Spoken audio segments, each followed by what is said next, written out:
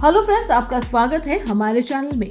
आज हम एक बहुत इंपॉर्टेंट और कंट्रोवर्शियल टॉपिक पर बात करेंगे, अमेरिका का नियो कोलोनियलिज्म और कैसे यूएस खासकर ट्रम्प के समय यूरोप, साउथ कोरिया और जापान पर अपना कंट्रोल बनाए रखने की कोशिश करता है। अक्सर सुना जाता है कि अमेरिका दुनिया का एक नया कॉलोनियल पावर है, जहां उसका डायरेक्ट राज नहीं लेकिन इनडायरेक्ट इकोनॉमिक और मिलिट्री डोमिनेंस से वो अपनी मनमानी चलाता है। आज हम समझेंगे कि ये नियो कॉलोनियलिज्म क्या है और ट्रम्प एडमिनिस्ट्रेशन ने इसको कैसे यूज करके अपने अलाइज को फाइनेंशियल और स्ट्रेटेजिक टर्म में कंट्रोल किया हुआ है। तो वीडियो को एंड तक जरूर देखें। नियो कॉलोनियलिज्म क्या है?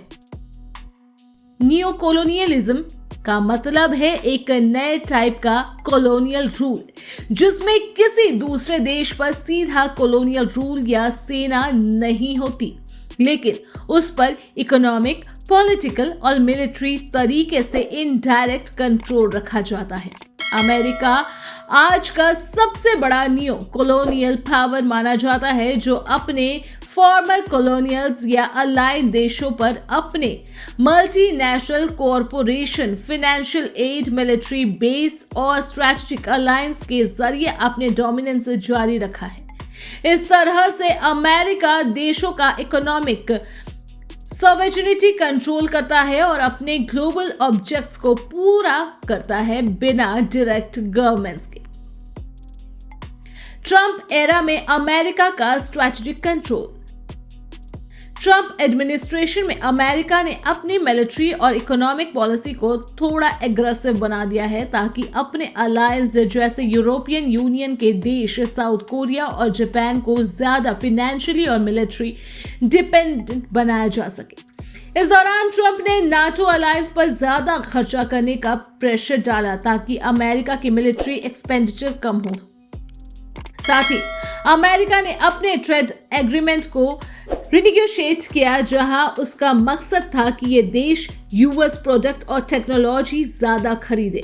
अमेरिका के लिए ये एक तरह का फाइनेंशियल सेविंग था, लेकिन अलाइज के लिए ये एक तरह का इकोनॉमिक और पॉलिटिकल कंट्रोल बढ़ाने का मूड।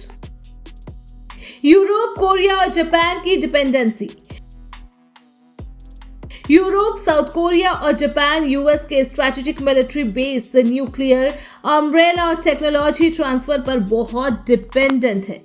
अमेरिका ने अपनी सिक्योरिटी गारंटीज के बदले इन कंट्रीज से इकोनॉमी स्ट्रेटेजिक रिटर्न्स मांगे। इस वजह से इन देशों के लिए अपने डिफेंस बजट को अमेरिका के डिमांड के हिसाब से बढ़ाना अनअवॉइडेबल हो गया। ट्रम्प ने इस स्ट्रेटेजिक डिपेंडेंस को अपने फायदे के लिए यूज किया, जिसमें यूएस ने अपने डिफेंस एक्सपोर्ट्स बढ़ाए और अपने टेक्नोलॉजी के जरिए एशियन और यूरोपियन मार्केट पर अपना इन्फ्लुएंस बढ़ाया।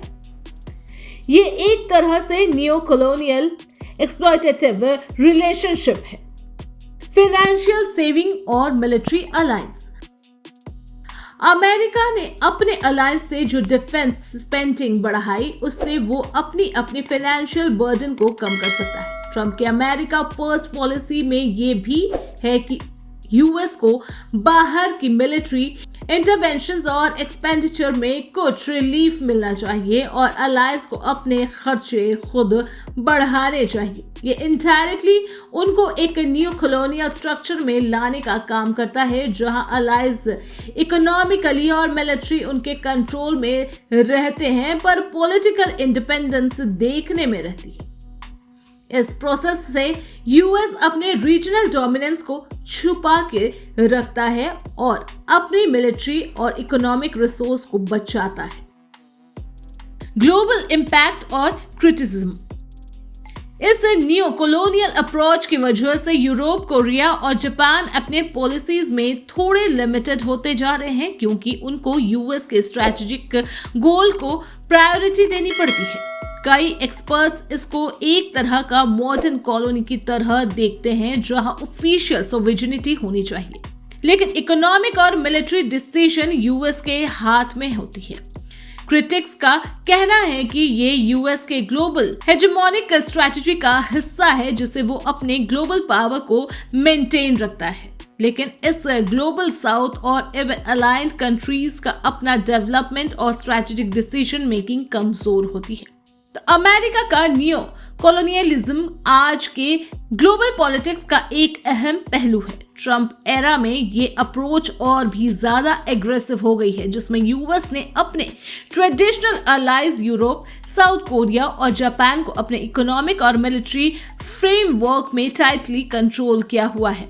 ये इनडायरेक्ट कंट्रोल एक नए तरह के एम्पायर का एग्जाम्पल है, जिसमें डायरेक्ट रूल ना होकर भी डोमिनेंस बनी रहती है। अगर हम ग्लोबल पावर डायनेमिक समझना चाहते हैं तो नियो कॉलोनियलिज्म को समझना जरूरी है, क्योंकि ऐसे ही ग्लोबल कंट्रोल और इन्फ्लुएंस की रियल पिक्चर सामने आती है। अब आपका क्या कहना है, हमें कमेंट में जरूर बताएं। और वीडियो इन्फॉर्मेटिव लगी हो तो लाइक, शेयर और चैनल को सब्सक्राइब करना ना भूलें। Thanks for watching.